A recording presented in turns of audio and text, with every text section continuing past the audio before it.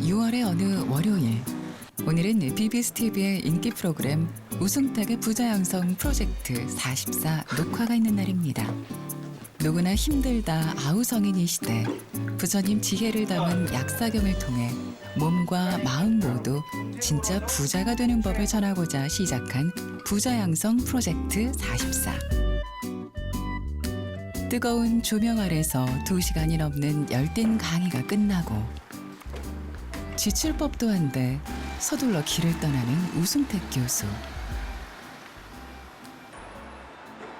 그가 향한 곳은 강남에 자리한 자신의 일터 ST 생테크 연구소입니다.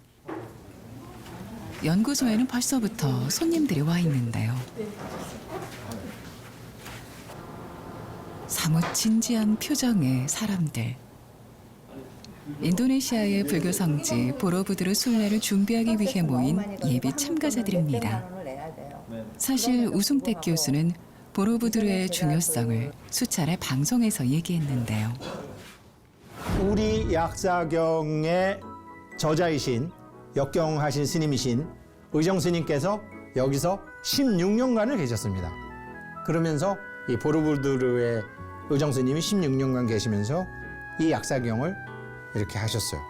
도안과 해제하고 나면은 보로부두르 성지 순례를 같이 가고 싶은데 이번에 보로부두르 가시는데요. 4박 6일 이제 가시잖아요. 4박 6일. 저도 4박 6일은 처음 가봐요. 대부분 그 위용에 놀래가지고 그래갖고 절만 하다가 온다. 그래봐야 뭐 무슨 가피가 있겠어요. 방송에서 청취자들과 함께 발언한 보로부두르 성지순례. 다시 전주 가야 돼. 천년의 신비를 간직한 그곳에서 우리는 무엇을 보고 듣고 느끼게 될까요? 봄꽃이 모두 지고 붉은 장미가 한창이던 지난 6월, 부자양성 프로젝트 44 애청자들이 설레는 마음으로 한자리에 모였습니다. 오늘은 우승택 교수와 시청자들과의 약속이 드디어 이루어지는 날. 이토록 소중한 만남이 너무나도 고맙고 기뻐서 한 분 한 분 반갑게 인사를 건네는 우 교수입니다. 방송을 통해 맺어진 인연으로 인도네시아까지 함께 떠날 순례 도반들을 다시 한번 꼼꼼히 체크해 보는데요. 아직은 낯설지만 곧 익숙해질 이름들입니다. 이번에 저희가 이제 부자양성 프로젝트 44 교재를 약사경 중에서도 의정 스님 역경본으로 했기 때문에 의정 스님이 좀 오래 계셨던 보로부두르에 대한 얘기를 제가 처음부터 많이 했고 한번 다음에 성지순례 가자고 약속도 드렸고 그래서 이제 그런 약속도 좀 지키고 싶었고요. 그리고 가서 제 자신이 보로부두르를 왔다 갔다 하면서 바뀌었던 것처럼 많은 분들이 좀 새로이 바뀌기를 바라고 한번 우리가 알고 있던 불교에 대해서 전반적으로 체계적으로 공부할 수 있는 그 장소 보로부두르 가고 싶어요. 환한 얼굴에 아이 같은 미소가 떠나지 않는 참가자들. 어떤 기대를 안고 오셨나요? 다른 이 사람들은 그 불교 의적을 때려부시고 야단들인데 거기는 뭘 전하고 있는가 그것도 좀 뭐하고 성지이고 하기 때문에 한 번은 꼭 가봐야 그래서요. 그냥 여행이 아니고 진짜 말 그대로 수행이라 3박하면서 새벽기도 이렇게 기도한다는 진짜 우 교수님하고 같이 한번 그래서 굉장히 기대하고 있어요. 제가 늘 부족함이 저를 자신을 좀 보지 못하는 거. 그 사님 말씀하실 때 본존부를 본다고 하니까 나의 모습을 좀 보지 않을까 그런 마음들이 일어나더라고요. 보로부두르의 부처님을 뵙기 위한 순례단의 여정이 시작됐는데요. 인천에서 자카르타까지 7시간, 다시 족자카르타까지 1시간 반을 더 가야 하는 먼 거리. 우리에겐 발리라고 하는 휴양 도시로 더 잘 알려진 인도네시아는 사실 불교 인구가 약 1%밖에 되지 않는 세계 최대 이슬람 국가입니다. 전체 인구의 85%가량이 이슬람 교도들이고 나머지는 힌두교와 기독교인들이 차지하고 있는데요. 보르부드르가 자리하고 있는 족자 카르타도 사정은 비슷합니다. 번영된 도시를 의미하는 족자와 고요하고 평화롭다는 뜻의 카르타가 합쳐진 족자 카르타는 고대 자바의 찬란했던 문화를 간직한 천년 고도로 유네스코 세계 문화유산들이 즐비해 세계인들이 손꼽는 신비로운 고대 도시죠. 순례단이 향하는 곳은 족자 카르타 시내에서 차로 20분 정도 거리에 있는 힌두 사원 프람바난입니다. 순례의 첫 목적지가 힌두 사원인 이유가 궁금해지는데요. 이 프람바난 사원을 다녀가셔야지 힌두교와 불교의 차이점에 대해서 명확하게 아실 수 있어요. 간략하게 얘기하면 힌두교는 우리나라 사상, 우리나라 전통 사상과 똑같다고 보시면 됩니다. 우리 이제 삼신할매가 있잖아요. 삼신할매, 천신, 지신, 인신. 이렇게 해서 이제 삼신할매가 다 우리를 태어나게 했다고 우리 선조들한테 배웠던 것처럼 여기도 이제 윤회의 주체가 있고 그 브라흐만, 비슈누, 시바 이렇게 천지인 삼신이 윤회의 주체가 돼가지고 이제 계속 윤회를 하게 된다. 그런데 우리 부처님은 아니다. 우리가 있다라고 생각하면 윤회의 주체가 있지만 우리가 없다라는 것을 확실히 알게 되면 어느 것도 우리를 막을 수 없다라는 이제 대자유 사상을 실천하신 거죠. 9세기 무렵에 지어진 프람바난 사원은 힌두교의 3대 신인 브라흐마와 시바, 비시누에게 봉헌된 자바를 대표하는 건축물입니다. 뾰족한 첨탑과 정교하고 섬세한 조각들이 아름답게 조화를 이룬 유네스코 세계 문화유산이기도 한데요. 240여 개의 크고 작은 신전들이 안타깝게도 화산 폭발과 대지진으로 무너진 채 200년이 넘는 세월 동안 폐허 속에 방치되고 말았습니다. 현재 복원된 신전은 겨우 18곳. 나머지 신전들은 여전히 돌무더기로 남아 있습니다.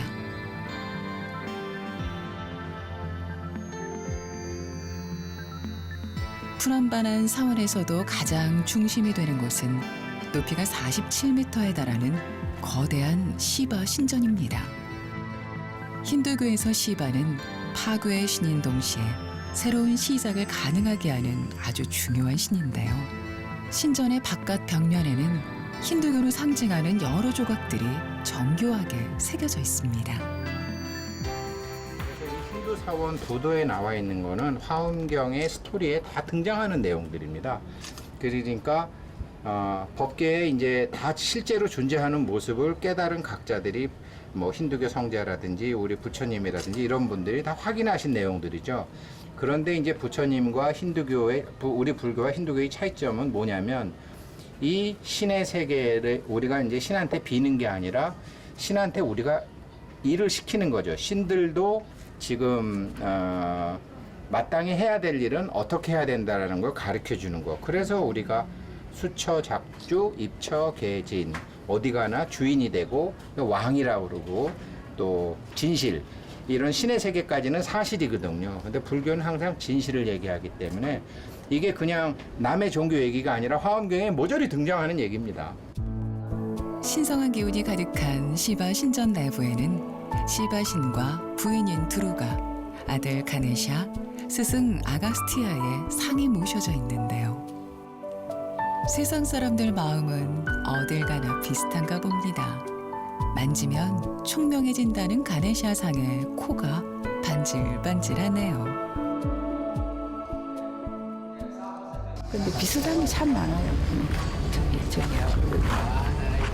부정적이고 배타적인 게 있었다고 치면은 여기 와서 보고 느끼고 듣고 이제 조금씩 알아가니까 그런 저의 그런 어떤 벽 같은 게 허물어지고 그냥 감사하게 기도할 수 있고 인정할 수 있고 그런 점이 너무 좋은 것 같습니다. 이타적인 마음으로 타 종교를 바라보지 않고 그들을 이해하고 그 속에서 불교의 의미를 찾아보는 것, 곧 부처님의 가르침이겠지요.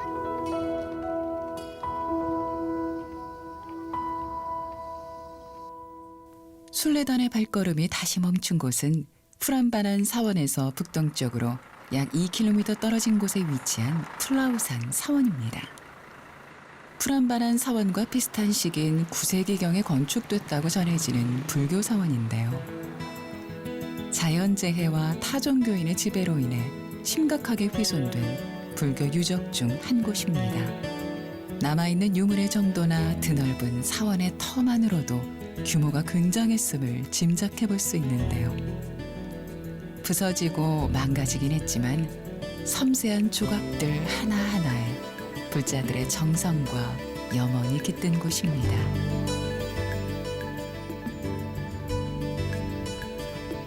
이 많은 유적들이 언제 다 복원될지, 과연 복원이 완성될 수는 있을지, 소중한 성보가 돌무더기처럼 쌓여있는 길을 걷는 사이 순례단을 이끄는 우승택 교수의 표정이 점점 굳어져 갑니다. 무거운 마음으로 들어간 플라우산 사원의 내부도 처참한 상황이긴 마찬가지입니다. 불앗한 듯 검게 그을리고 원래 모습을 알아보기 힘들 정도로 부서진 상태로 모셔져 있습니다.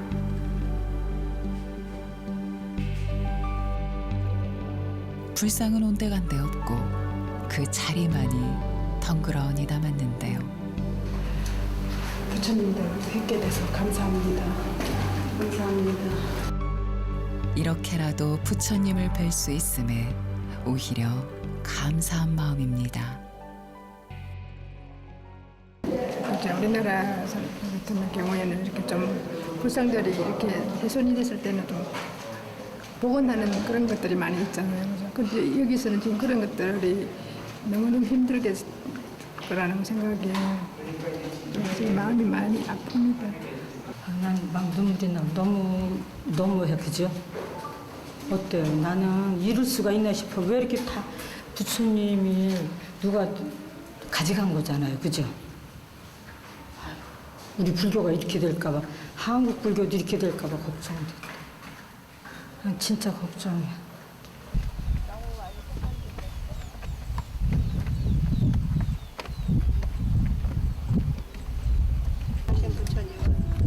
플라우산의 부처님께 향을 올리며 무거운 마음도 조금이나마 덜어봅니다.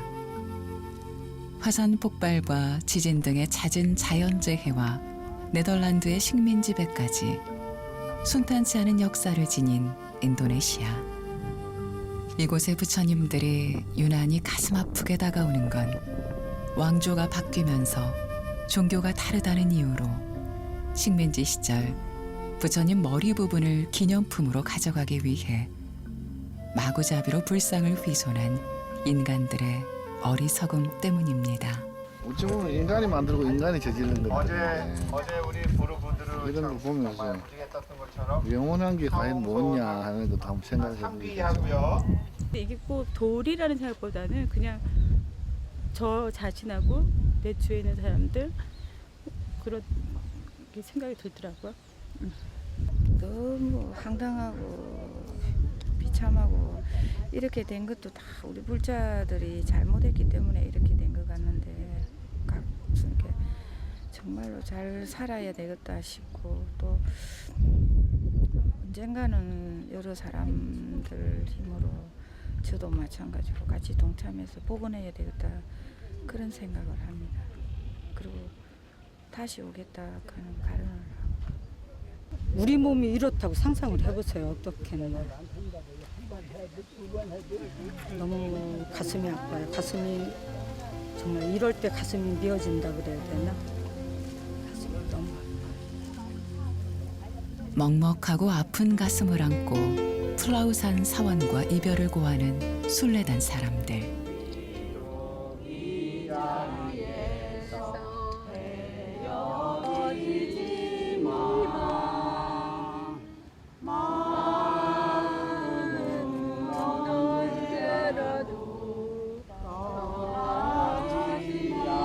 간절하게 맞잡은 두 손 위로 눈물보다 뜨거운 마음이 흐릅니다.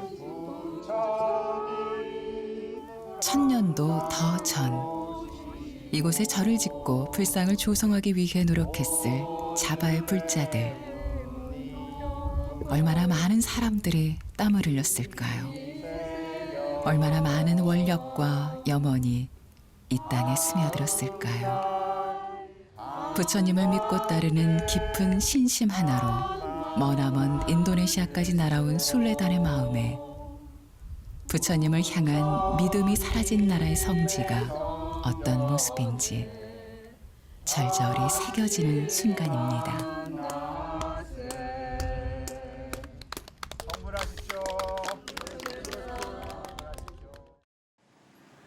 다음 날 화창하게 그지없는 족자카르타의 날씨.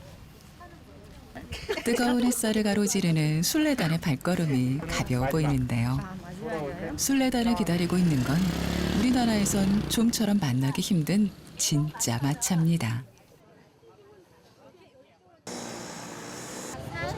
저는 마차 처음 타봐요. 아유, 나는 장가 갈 때 마차 타고 장가 갔거든요. 장가 갈 때 마차 타고 그다음에 타보죠. 난생 처음 또는 아주 오랜만에 설렘을 가득 안고 오른 마차. 우리를 어디로 데려다 줄까요?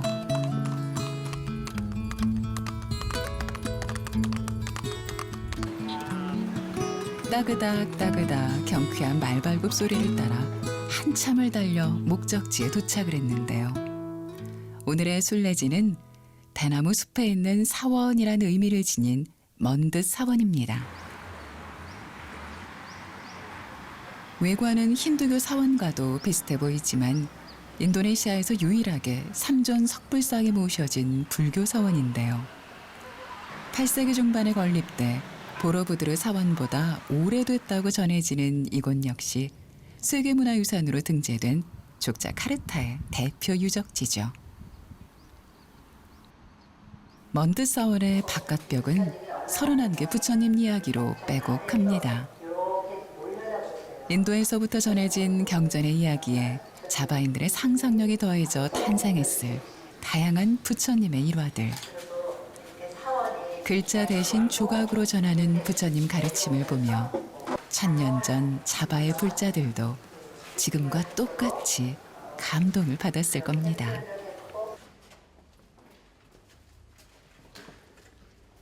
어머니의 자궁을 표현했다는 먼듯 사원의 내부. 이곳에 모셔진 부처님은 특이하게도 가부좌가 아닌 두 다리를 모두 내리고 의자에 앉아있는 모습인데요. 으른하면서도 자비로운 미소로 세계 3대 미불이라 칭송받고 있는 아름다운 부처님이십니다. 가운데 자리하신 부처님을 중심으로 왼쪽에는 반가 관음상, 오른쪽에는 반가 문수상이 협시보살로 모셔져 있지요. 참 이렇게 아름다운 부처님이 이제 파괴되지 않고 잘 지켜준 인도네시아 국민에게 참 감사하죠. 플라우산 사원과는 달리 잘 보존돼 온 불보살님들. 1000년의 세월 동안 중생의 마음을 밝혀왔을 미소에 저절로 고개가 숙여집니다.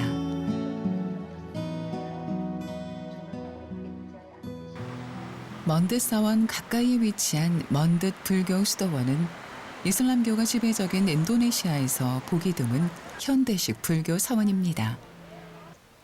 세계 각국의 불교 유물과 유적을 한자리에 모셨기에 사람들 사이에선 모방 사원이란 별명으로 더 유명한 곳이지요. 여기 한번 입구를 딱 봐보세요. 입구에 있는 게 일단 아쇼카 왕의 석주예요. 그러니까 없어졌던 불교를 다시 부흥시키는 게 아쇼카 왕이기 때문에 아마 부흥시키겠다는 이 스님의 의도도 좀 있으신 것 같고, 그래서 여기 이제 이 한국을 비롯한 중국, 일본, 파키스탄, 방글라데시, 인도 이런 각지에 흩어져 있는 불교 유적 중에서 중요한 거, 우리가 다 아는 내용들을 전부 이렇게 상으로 해놨어요. 우리가 스토리로 알고 있는 모든 것을 이제 다 모셔놔서 불교를 전반적으로 공부하기가 참 좋아서 이제 항상 들립니다. 이제 힌두교랑 이런 데가 많이 믹스돼 있어서 이거 아마 이렇게 우리나라 약간 사천왕처럼 뭐 바람을 수호하고 예 그런 거예요.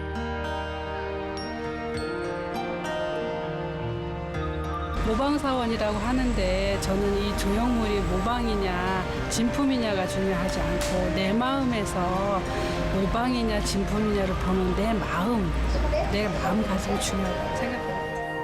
긴 하루를 뒤로 하고 찾아온 족자 카르타의 밤. 그런데 갑자기 창밖으로 비가 내리기 시작했습니다. 내일은 손꼽아 기다리던 보로부드르의 일출을 보러 가는 날이라 더 걱정입니다. 오늘 지금 왔기 때문에 내가 지금 그래서 일출을 볼 수 있을 것 같다는 내가 믿습니다. 걱정에 앞서는 우순택 교수. 내일 아침에는 비가 그쳐줄까요?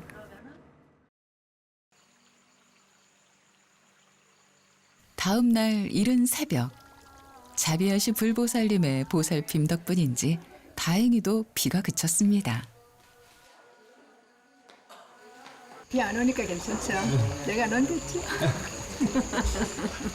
다행이네요, 진짜. 네. 우리가 기도하러 오서 공부하러 온 사람들인데 뭐 비가 오겠습니까? 한숨도 못 잤어요. 마음이 설려가지고 빨리 아침이 됐으면 좋겠다 생각했어요.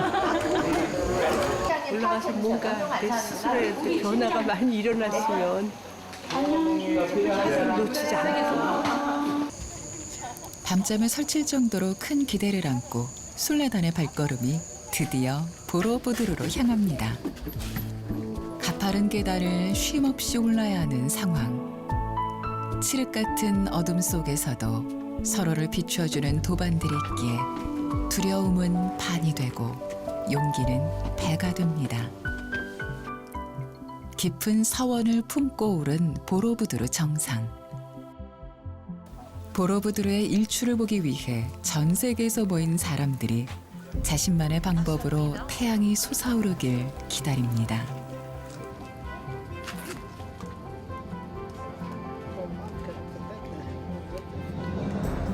마음속으로 무수히 연부를 되뇌고 작은 불빛의 의지에 경전을 읽고 고요히 참선을 하면서 보로부드르와의 첫 만남을 준비하는 순례자들. 드디어 불의 고리, 불의 신이라 불리는 메라피 화산 너머로 웅장한 태양이 떠오릅니다.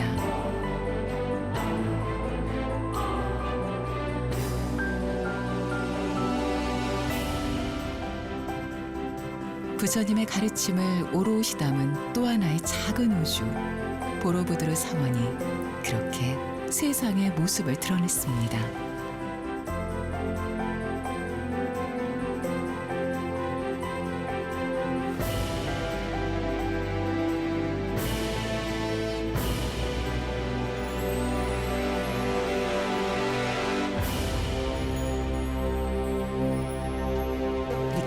잔잔한 호수에 앉은 그런 느낌이었어요.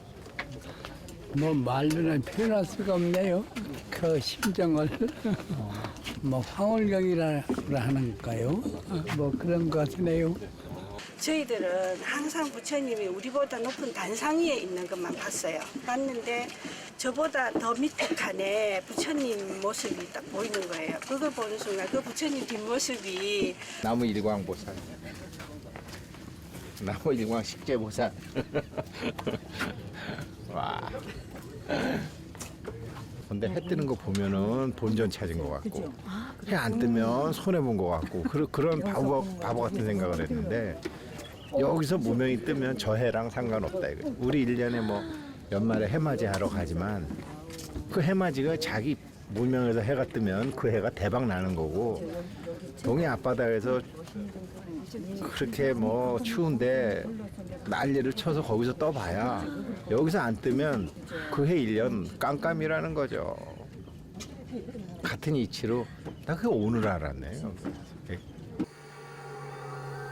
세계 7대 불가 사이의 하나인 보로부드르가 세상에 알려진 건 불과 200여 년 전 한 영국인에 의해서입니다. 자바 식민지의 부총독이었던 토머스 스탠퍼드 래플즈가 화산재와 밀림에 감춰져 있던 거대한 석조 건축물을 발견한 것이요. 이후 보로부두르 사원은 1900년대 초반에 1차 복원이, 1973년부터 10년 동안 2차 복원이 진행됐습니다. 2차 복원 사업이 시작되기 전 준비 기간에만 무려 50년이 소요된 대적불사였죠. 언덕 위의 사원을 뜻하는 보로부두르는 기네스북에 기록된 세계에서 가장 큰 불교 사원입니다. 6개와 색계, 무색계에 이르는 불교의 세계관을 사원 전체가 형상화하고 있는데요. 모두 504분의 부처님이 머무시고 경전의 내용을 새겨넣은 회랑의 조각이 1460개에 달하는 보로부두르를 가리켜 사람들은 지상의 만다라라고 부릅니다. 보로부두르 사원의 여러 특징들 중에서도 돋보이는 부분은 72분의 서가모니 부처님과 64분의 비로자나 부처님, 그리고 동서남북 방향에 따라 각각 92분씩 다른 손 모양을 한 부처님들을 한 자리에서 만날 수 있다는 점입니다. 그리고 또 하나, 보로부두르를 이루는 큰 축은 기단부터 제4회랑까지 5km에 걸쳐 매우 정교하게 새겨진 부조들입니다.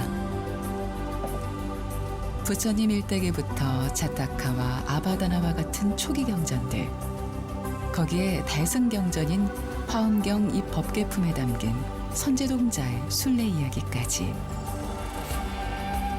경전 속 부처님 가르침들이 끊이지 않고 이어지면서 한편의 대서사시를 이루고 있는데요. 짧은 순례 기간 동안 한 장면 한 장면 자세히 살펴보기란 불가능할 정도죠. 먼 옛날 인도를 배경으로 하는 불교의 경전들이 자바로 전해져 돌에 새겨진 조각의 형태로 새롭게 거듭났습니다. 성실하고 신심 깊은 조각가들은 경전의 내용을 이해하고 표현하기 위해 무던히도 애를 썼겠지요. 이름조차 남지 않은 그들의 노력이 지금의 보로부두르 사원을 잇게 한 가장 큰 공덕이라 해도 과언이 아닐 겁니다. 회랑에 새겨진 경전의 이야기들을 따라 보로부두르 사원을 오르고 오르다 보면 우주의 중심인 수미산을 표현한 정상에 다다릅니다. 언덕 위에 검은 거탑이라 불리는 수많은 스투파가 조성돼 있는 신비로운 곳이지요. 화사하게 펼쳐진 거대한 연화대 위에 우아하게 얹혀있는 둥근 종 모양의 검은 탑들. 그 안에는 단아하게 가부좌를 틀고 계신 부처님이 모셔져 있습니다.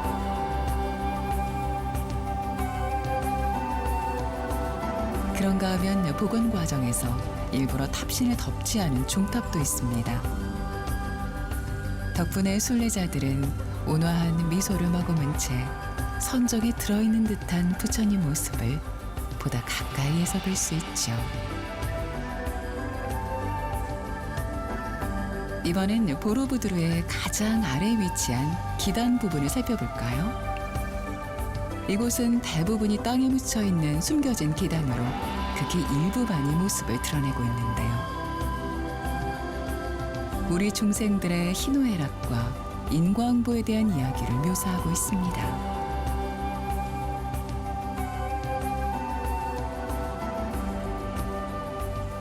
여기가 이제 우리가 사는 모습, 일반 이 시꺼먼 중생들이 사는 모습이 이 밑에 기단부에 있는데 다 땅에 묻고 세 개만 저기다 해놨어요.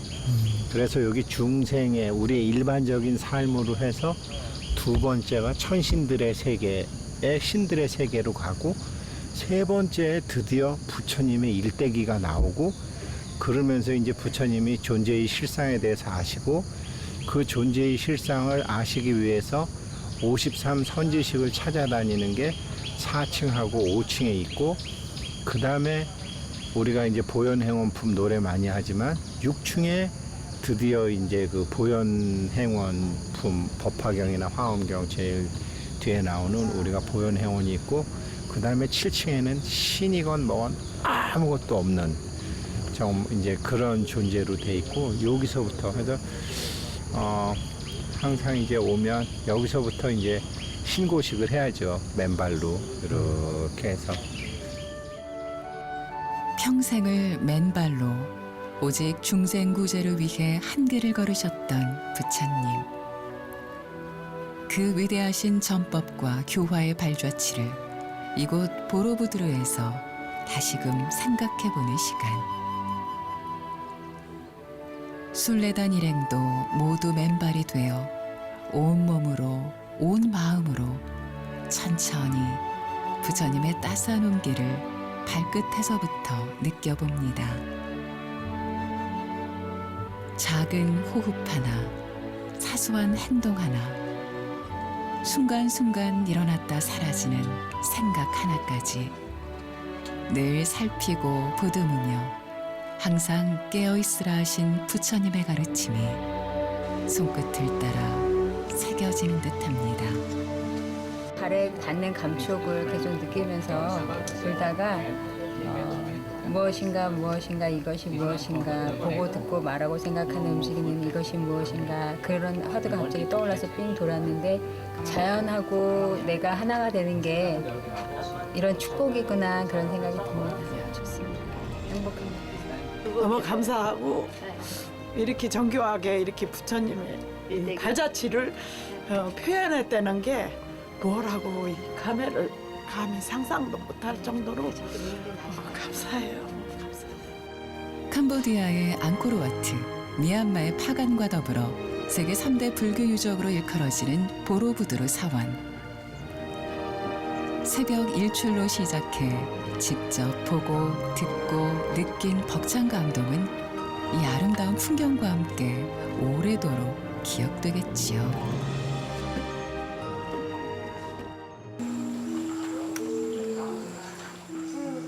보로부드르의 밤. 피곤할 법도 한데 순례단의 이야기는 밤늦도록 이어졌습니다. 좋은 도량에서 제가 기필코 모든 영가들 입어등락시키리라 하는 그런 각오를 딱 세웠거든요.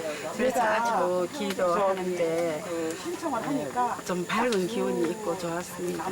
그럼 이제 인도네시아 이제 우리 마지막에 나갈 때 이렇게 이제 앞으로는 복지를 대상을 찾는 거였죠.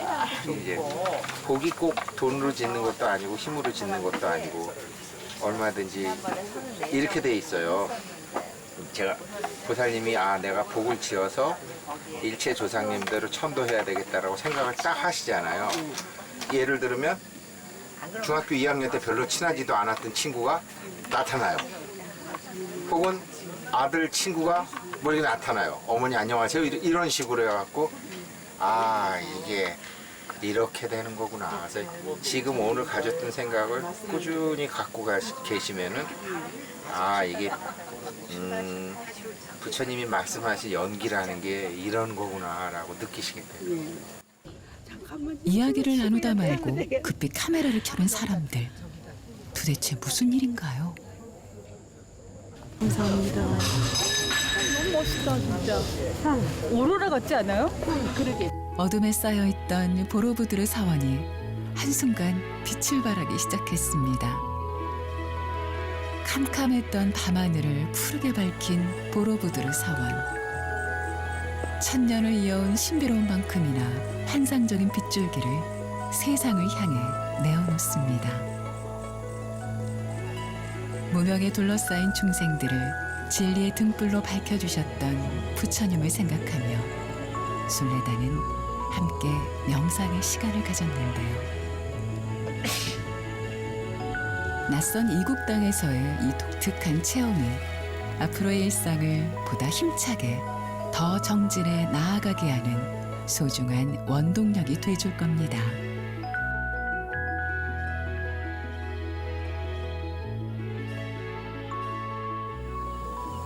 오늘 없어진 것 같아. 감각이 없어. 그렇게 되는 거예요. 감각이 없어. 그냥 그게 이제 그게 뭐라고 말을 할 수가 없이. 그게 이제 이 내면의 우리와 이제 이게 통하는 거죠. 이제 모든 것이 상이잖아요. 우리가 모든 것이 범소유상이잖아. 그래가지고 딱 명상을 해갖고 저 보르부드로 저 이제 발광한 저거를 딱 생각을 하시는 거야. 네. 그 상태에서 서울에 앉아 계시건 지하철에 앉아 계시건 발이 또 안 저려요. 네. 그렇게 네, 이게 다 상으로 하는 거기 때문에. 이거는 아니 저도 나만 느끼나? 조상님들 다 제가 느낌이 다르세요? 많이?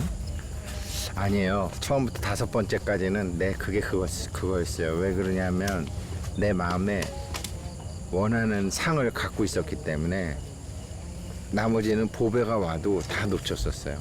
근데 어느 때부턴가 그러니까 금강경이 맞는 것 같아요. 일체유의법 여몽환포영이 거기서 이제 위가 의도할 위인데 내가 의도해서 뭘 한 거는 다 그냥 없어지는 것 같아요. 여몽환포영처럼. 근데 전부 다 가만히만 있어도 반연되어서 다 자기의 서원에 따라서 반연돼서 착착착착 가는데 괜히 우리가 어떤 의도를 해갖고 그게 항상 여몽환포영 여로결교전 이렇게 되는 것 같아요. 그게 어느 정도 느낌에 온 다음부터는 여기서 어떤 서원, 사홍서원처럼 큰 건 아니더라도 요즘 약사경 44대원 같은 그런 서원을 갖고 의도하지 않으면 모든 것은 저 이제 우리 보루부들에 있는 부처님, 보살님, 신장님들이 착착착착 반연해갖고 이제 내 눈앞에 나타나는데 각자 눈앞에 나타나는데 문제는 그 인연을 정말로 사심없이 잘 대하고 다루고 만지고 할 수 있느냐 없느냐가 실력이죠. 그게 실력인 것 같아요. 근데 이제 인연이 나타나면 또 중생심이 발동이 돼가지고 그렇죠 뭐 이제는 안 그래야지. 밤늦도록 불을 밝힌 보로부드르 서원과 함께 순례자의 밤도 깊어갑니다. 다음 날 아침 눈부신 햇살 속에 순례단이 길을 나섰는데요. 잠시 후 도착한 곳은 보로부드르 박물관. 안으로 들어서니 아직까지 제자리를 찾지 못한 보로부드르의 유물들이 가득합니다. 언제 보아도 불자들의 마음을 안타깝게 하는 머리가 없는 불상들도 마당 한켠을 채우고 있는데요.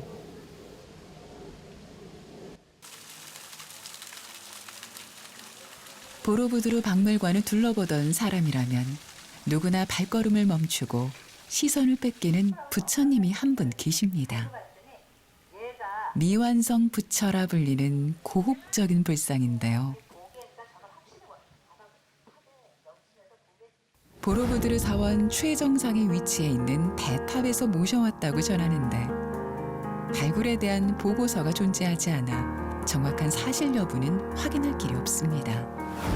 항마 촉지인을 하고 있는 이 부처님을 두고 전문가들은 전체적으로 완성이 되지 못한 상태라 판단하고 있는데요. 그래서 정확한 호칭 대신 미완성 부처라 칭하고 있습니다. 오늘 박물관을 찾은 순례단의 목적도 바로 이 미완성 부처님을 뵙는 것입니다. 한 사람 한 사람 차례대로 부처님을 목욕시켜드리는 손길에 정성이 묻어나고 현지에서 구한 음식들로 부처님 전에 올린 공양에서도 정갈함이 배어납니다.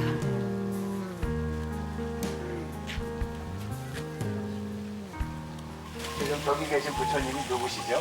뭐라고 그랬죠? 미완성 미완성 부처님이 몇 분이 계시죠, 우리나라에? 인구수 많군요. 5천만 명이 계시죠.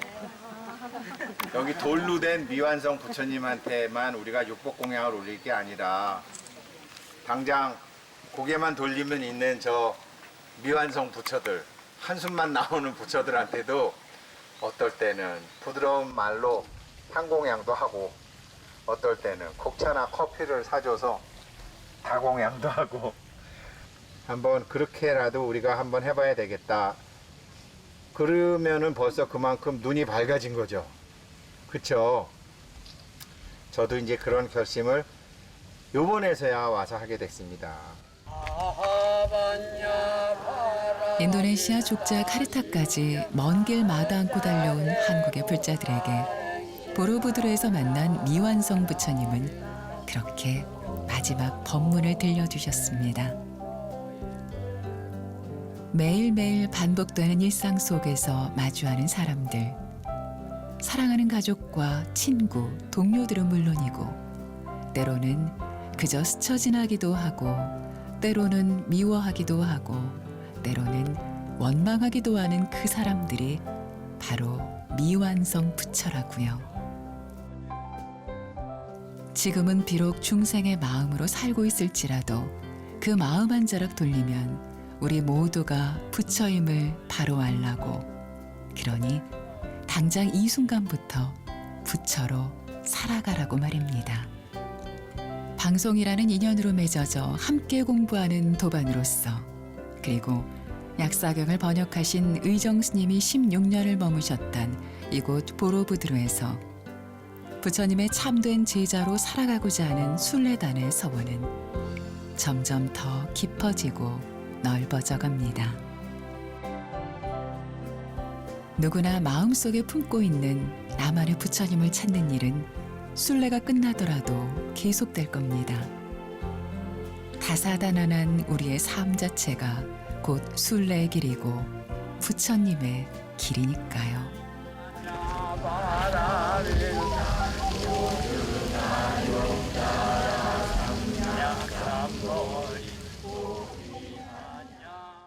예전 같으면은 막 뭐 아이들, 남편, 뭐 돈, 이런 건강 이런 발언이 많이 이렇게 담아졌을 텐데 그런 발언들이 많이 줄어들었더라고요.